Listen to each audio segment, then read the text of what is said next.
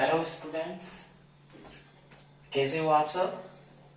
मैं हूं आरजी और चलते हैं आज की क्लास में। आप सभी अच्छे होंगे। तो आपने लास्ट क्लास भी ली थी और आज की क्लास जो है केमिस्ट्री की क्लास रहेगी। और आज की क्लास में मैं आपको जो आगे एसिड्स हैं, अम्ल है, उनके बारे में लेके चलूंगा। ठीक है। और एसिड के बारे में जो हमने लास्ट क्लास में मैंने आपको एसिड की रिएक्शंस के बारे में बताया था कि जो अम्ल होते हैं वो धातुओं से क्रिया करके क्या बनाते हैं या धात्विक ऑक्साइड से रिएक्ट करके क्या बनाते हैं। तो आज की क्लास में हम एसिड का कंप्लीट तो हो ही चुका था लास्ट में, और आगे का बेस का लेके चलते हैं। तो बने रहिए आरजी सर के साथ, तो कंटिन्यू करते हैं। ठीक है, तो बढ़ते हैं आगे की तरफ। आज की क्लास में हम लोग जो केमिस्ट्री की क्लास है उसमें पढ़ेंगे केमिकल प्रॉपर्टीज ऑफ बेस। क्या पढ़ेंगे? केमिकल, यहां लिख देते हैं chemical properties, chemical properties of base. यानी कि मैं आपको बेसिस की केमिकल प्रॉपर्टीज पढ़ाने वाला हूं। तो बेसिस मतलब क्षार की जो केमिकल प्रॉपर्टीज है, यानी कि यहां पर मैं आपको लिख देता हूं क्षारों की रासायनिक, क्षारों के रासायनिक गुणधर्म। यहाँ पर हम जो क्षारों के रासायनिक गुणधर्म पढ़ेंगे, तो सीधी सी बात यह है कि केमिकल प्रॉपर्टीज में देखिए कि जो बेस होते हैं, बेस क्या होते हैं? बेटाडिन टेस्ट होते हैं और क्या देते हैं? सोपी टू टच, यानी कि इन्हें जब टच किया जाता है तो ये साबुन जैसे चिकने लगते हैं। तो यहाँ पर मैं मेंशन कर देता हूं, जो बेस होते हैं वो हाइड्रोक्सिल आयन गिव करते हैं, हाइड्रोक्सिल आयन देते हैं। और एक्वस सॉल्यूशन में जब आप किसी बेस को मिलाओगे तो हाइड्रोक्सिल आयन देंगे। और साथ ही साथ कैसे होते हैं वो? सोपी टू टच। सोपी टू टच का मतलब साबुन जैसे चिकने लगते हैं। तो ये जो केमिकल प्रॉपर्टीज है बेस की, तो इसमें देखिएगा आप हाइड्रोक्सिल आयन देने के साथ साथ जो बेस होते हैं वो सोपी टू टच होते हैं। और उसमें हम आगे की तरफ लें, जैसे मैं कोई बेस लूं, मैंने यहां पर लिया है अमोनियम हाइड्रोक्साइड। क्या लिया है मैंने? यहां पर देखिए अमोनियम हाइड्रोक्साइड लिया गया है एक्वस सॉल्यूशन में, यहां पर लिख दिया मैंने एक्वस सॉल्यूशन। अब इसका डीएसोसिएशन करें या इसको किसी जलीय विलयन में डालें अमोनियम हाइड्रोक्साइड को, तो देखिएगा NH4 plus plus OH minus. तो यहाँ पर ये अमोनियम आयन हो गया एक्वस और यहाँ पर ये हाइड्रोक्सिल आयन।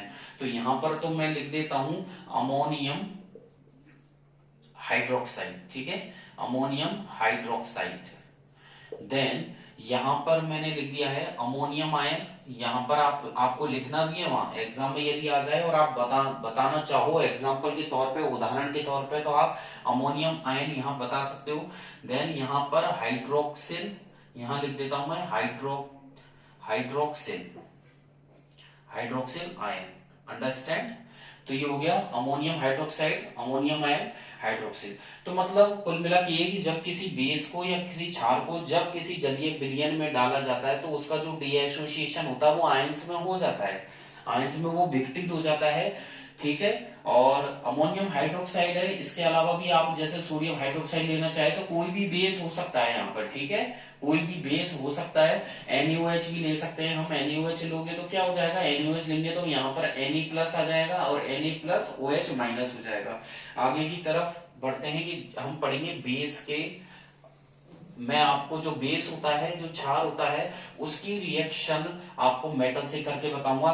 तो हमने केमिकल प्रॉपर्टीज में जब एसिड की पढ़ाई की, मैंने आपको एसिड की जब हमारी क्लास हुई थी केमिस्ट्री की, तो उसमें मैंने आपको बताया था कि जब कोई अम्ल धातु से क्रिया करता है तो क्या बनाता है? मेटेलिक सॉल्ट बनाता है और हाइड्रोजन गैस रिलीज होती है। अंडरस्टैंड?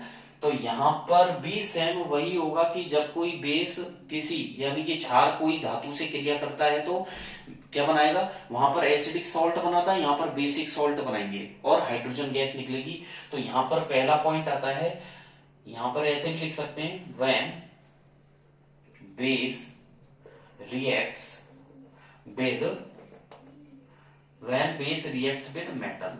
या तो आप ऐसे हेडिंग लिख सकते हो और क्वेश्चन जो बनेगा यहाँ पर, अगर 2 नंबर में पूछे कि क्या होगा, what happen when base react with metals, क्या होगा जब कोई बेस धातु से क्रिया करता है।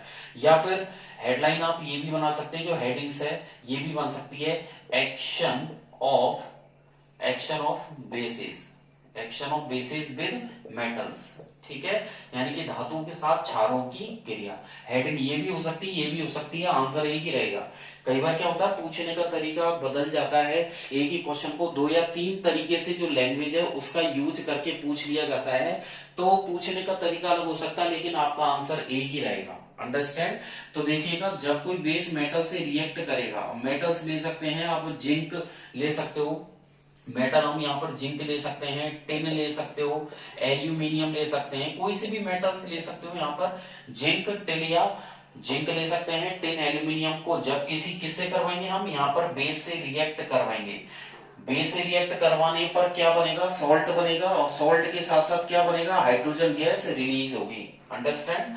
सॉल्ट बनेगा प्लस हाइड्रोजन गैस रिलीज होगी, ये आपको ध्यान रखना है।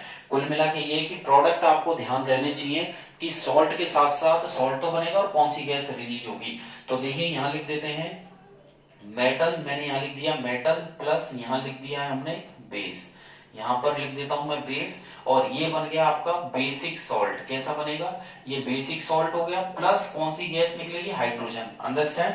तो देखिएगा metal plus base equals to basic salt, यानी कि क्षारीय लवण बनेगा। और क्षारीय लवण की प्रकृति भी पूछ लेता है कई बार कि बताइए, जैसे कि एक बार बोर्ड में आ भी चुका है कि एसिडिक जो सॉल्ट बनता है, कि धात्विक अम्लों की, यानी कि धात्विक जो अम्लीय लवण होते हैं उनकी प्रकृति कैसी होती है, तो कैसी होती है, एसिडिक जो ऑक्साइड होते हैं वो बेसिक नेचर के होते हैं, बेसिक सॉल्ट जो होते हैं वो एसिडिक नेचर के होते हैं। अंडरस्टैंड?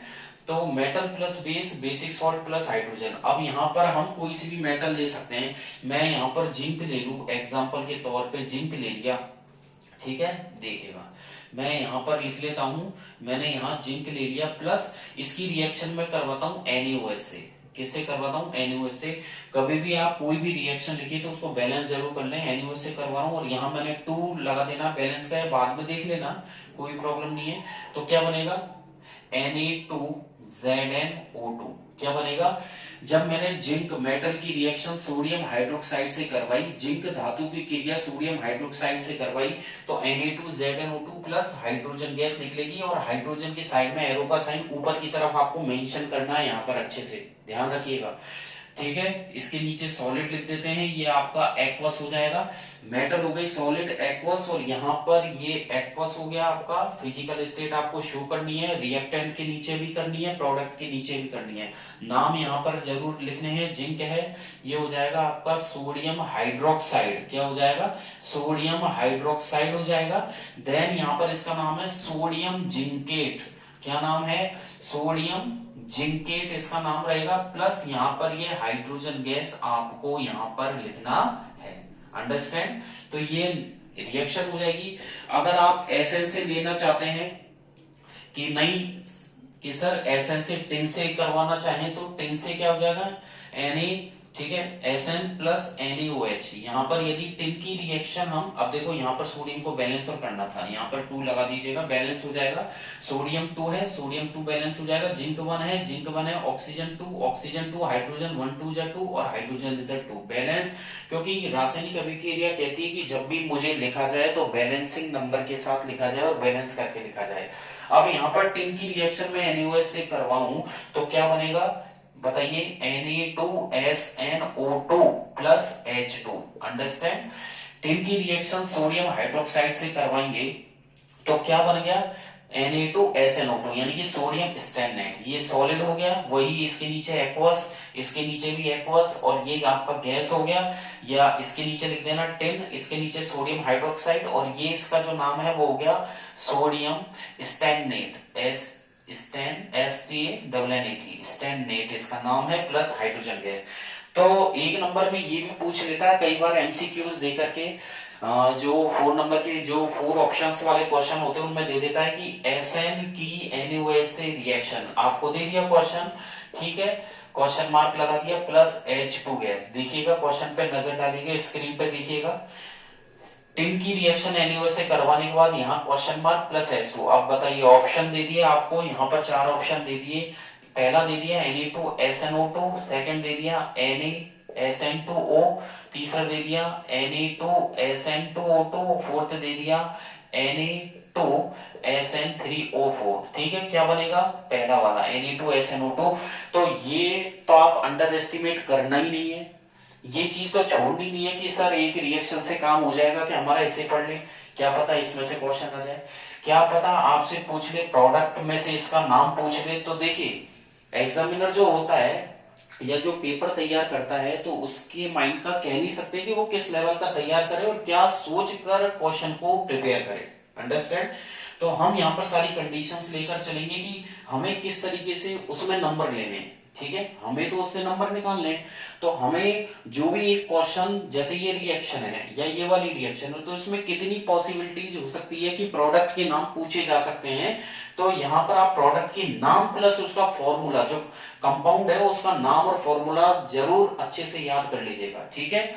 तो आगे की तरफ बढ़ते हैं, देखिएगा अगर एल्यूमिनियम से लेना चाहें कि नहीं सर एल्यूमिनियम से लेना चाह रहे हैं हम, तो देखिएगा यहाँ पर aluminium Al plus NaOH, aluminium की रिएक्शन सोडियम हाइड्रोक्साइड से करवा दीजिए।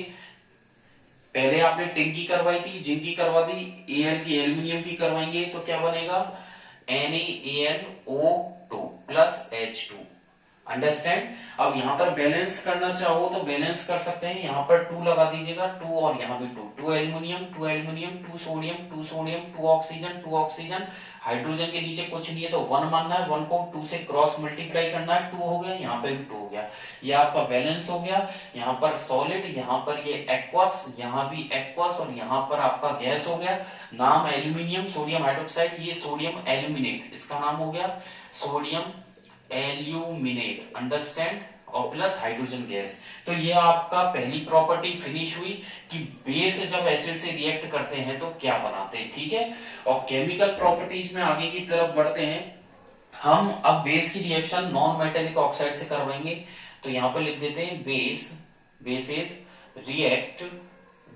React with non metallic oxide, understand. तो दूसरी प्रॉपर्टी है जब बेस किससे रिएक्ट करें, नॉन मेटेलिक ऑक्साइड से, तो मैंने यहां पर लिखा है bases react with non metallic oxide. तो आपको क्या बनाना है, यहां पर सीधा सा लिखना है बस, जो आपके जो हेडिंग है, यानी कि हेडिंग को ही आप थ्योरी में लिख सकते हैं और हिंदी में इसकी थ्योरी रहेगी क्या होगा, या फिर जब क्षार किससे करते हैं, नॉन मेटेलिक यानी कि उपधातुओं से आपको करवानी है, क्षारों की उपधातुओं से, उपधातु ऑक्साइड से या उपधातु ऑक्साइड से रिएक्शन। तो आपकी हेडिंग हो गई क्षारों की उपधातु ऑक्साइड से क्रिया, ये आपका हो गया क्षारों की उपधातु ऑक्साइडों से क्रिया। तो देखिए क्षारों की जब उपधातु ऑक्साइड से करवाओ, उपधातु नहीं अधातु, नॉन मेटल है ना, अधातु ऑक्साइड से, उपधातु नहीं, चेंज कीजिएगा, क्षारों की उपधातु नहीं होगा, अधातु ऑक्साइडों से क्रिया होगा। तो क्षारों की अधातु ऑक्साइड यानी कि नॉन मेटल ऑक्साइड बनेगा क्या, सॉल्ट प्लस वाटर। क्या बनेगा, सॉल्ट और वाटर बनाना है, यानी कि लवण और जल बनेंगे। क्या बनेंगे, लवण एवं जल बन जाएंगे, ठीक है। और बस एक सिंपल सी रिएक्शन करनी है, आप कोई सी भी लिख सकते हैं। यहाँ पर मैं ले लेता हूँ NaOH की रिएक्शन, तो देखिए यहाँ पर मैं ले लेता हूँ NaOH प्लस इसकी क्रिया CO2 से करवा देता हूँ। तो NaOH की रिएक्शन अगर CO2 से करवाएंगे, ठीक है, क्या बनेगा Na2CO3, understand, plus water. Simple है कि सोडियम हाइड्रोक्साइड की रिएक्शन जब आप नॉन मेटल ऑक्साइड अधातु ऑक्साइड से करवाओगे तो क्या बन जाएगा, आपके सोडियम कार्बोनेट और वाटर, इसके नीचे एक्वस हो गया, ये आपका गैस हो गया, ये आपका लिक्विड हो गया, ये आपका एक्वस हो गया यहाँ पर, ठीक है। तो एक्वस गैस, यहाँ पर भी एक्वस हो गया। और दूसरी लेना चाहें कि सर अधातु कार्बन, तो आपने ले ली कार्बन डाइऑक्साइड, और अगर दूसरी लेना चाहें हम तो दूसरी ले सकते हैं। दूसरी में आप क्या करोगे, यहाँ पर NaOH लिया है तो यहाँ पर मान लो CaOH लेना चाहूं मैं, ठीक है, या NaOH ही लेना चाहूं, कुछ भी ले सकते हैं, या एल्यूमिनियम हाइड्रोक्साइड लेना चाहें ले सकते हैं। प्लस इसकी क्रिया में मान लो दूसरी अधातु ऑक्साइड मैंने ले ली, सल्फर डाइऑक्साइड, तो क्या बनेगा, यहाँ पर बनेगा CaSO3। क्या बनेगा, CaSO3। ध्यान रखना यहाँ पर CaSO4 मत बना देना, ठीक है। क्या बनेगा, CaSO3 बनेगा। तो कैल्शियम हाइड्रोक्साइड की जब सल्फर डाइऑक्साइड से रिएक्शन करवाओगे आप CaSO3, और इसका नाम है कैल्शियम सल्फाइड, ITE लगाना है पीछे। क्या बनेगा, कैल्शियम सल्फाइड बनेगा। अंडरस्टैंड। आगे की तरफ चले, ठीक है। तो ये आपका हो गया। और जो ये प्रॉपर्टीज है बेस की नॉन मेटल ऑक्साइड से, ये आपके कंप्लीट होती है यहाँ पर। तो पहली और दूसरी प्रॉपर्टी हो गई, 3 प्रॉपर्टी यहाँ पर कंप्लीट कर चुके हैं। फोर्थ की तरफ बढ़ेंगे। तो फोर्थ की तरफ बढ़ने से पहले, जैसे कि यहाँ से एक एक दो दो नंबर के क्वेश्चन भी आ जाते हैं कि एसिड और बेस में आयंस होते हैं, किस तरीके से होते हैं। यहाँ पर एक एक्टिविटी जो लेके चलेंगे आगे की तरफ। एक्टिविटी में क्या है कि जैसे रोल ऑफ वाटर है, वाटर का रोल, तो वो तो सिंपल है, उसमें कुछ नहीं है। आगे की तरफ बढ़ेंगे कि एक एक्टिविटी करते हैं इलेक्ट्रिक करंट वाटर से, जो इंपॉर्टेंट आती है। देखिएगा यहाँ पर आगे की तरफ एक एक्टिविटी है कि क्या वाटर सॉल्यूशन से भी इलेक्ट्रिसिटी पास होती है। तो एसिड सॉल्यूशन, यहाँ पर एक्टिविटी का नाम रहेगा, एक्टिविटी रहेगा कि वाटर के अंदर जो एसिड मिलाते हैं, यानी कि एसिड का सॉल्यूशन, यानी कि अम्लीय जल हो गया, एसिड का जो सॉल्यूशन है, acid solution in water, acid solution in water conducts electricity,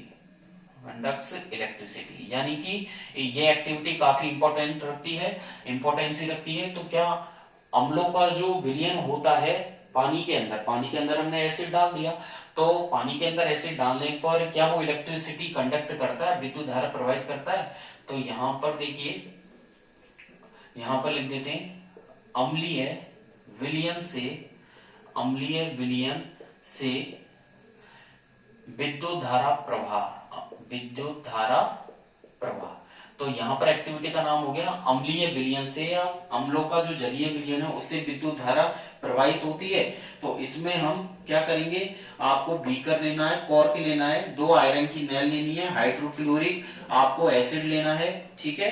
तो इसको करने के लिए एक्टिविटी का नाम तो ये हो गया। मटेरियल क्या क्या चाहिए, हमें चाहिए बीकर चाहिएगा, ठीक है, और हाइड्रोक्लोरिक एसिड आपको लेना है, बैटरी लेनी है करंट फ्लो करने के लिए, वायर चाहिएगा आपको, 2 आपको कार्बन की रॉड चाहिएगी, ठीक है।